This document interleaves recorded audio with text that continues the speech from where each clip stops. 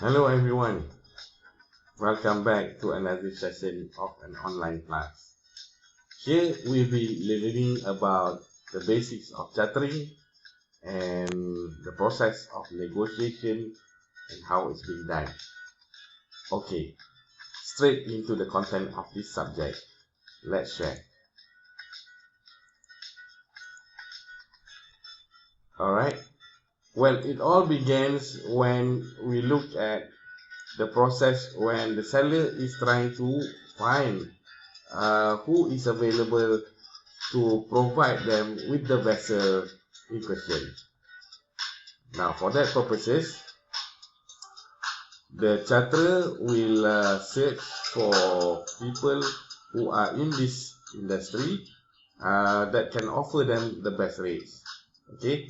Now, as you can see on the lines given, it starts with the cargo inquiry, and from the cargo inquiry, many terms has been laid down to indicate the interest of either party. Okay, once that's done, we can see that a firm request will come from the charterer as well as the one coming from the ship owner. All this is being done by the broker himself. Okay, moving on. Alright, now this is a form of a cargo inquiry. You can see in this kind of inquiry, we have the name of the person or the company that is looking for this cargo and where is it going to be put available in the details of what are the vessels basic information. Now all this can be found on this particular inquiry form. Now moving on to the next one. Okay, the next one we can see that it has more specifics compared to the first one. We can see that there has indicate what is the laycan, which is the lay time of the ship, when is it being put available, and how long is the time given for them to complete the loading or discharging process.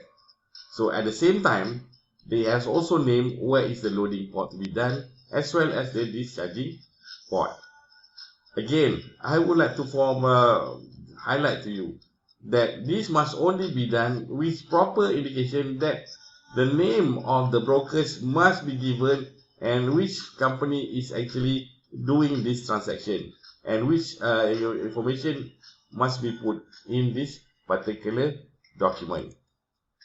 Now, this is another form of inquiry, okay, for an open position, yet be known where is the ship is going to be put available. Moving on, okay, you can see that this is the details have been given. When is the answer should be given back to answer to the brokers so that they can reply and give proper response at the right time. Again, this is on a noon report on whether or not whether this particular application or this particular inquiry has been answered or not. Okay. Now, as you can see that the term that they put in this particular report doesn't conform to the normal standard of proper English writing. Now, this is being done because they intend to short form a lot of using acronyms to ease the process of putting into the details of what are the terms inside the contract of either time charter or voyage charter or even for the voyage of bareboat chartering. Again, we see here much more detail has been given. Voyage reference, place of berth, when is the anchor, what is the departure draft. A whole much more information is given to this particular departure report. Okay, and in the process of making this becomes to almost a completion, both parties must answer within a specific point of time. So each of them must add in what was the last communique being done. So returning back to what has been discussed in the whole discussion that is done either via phone call or even by email.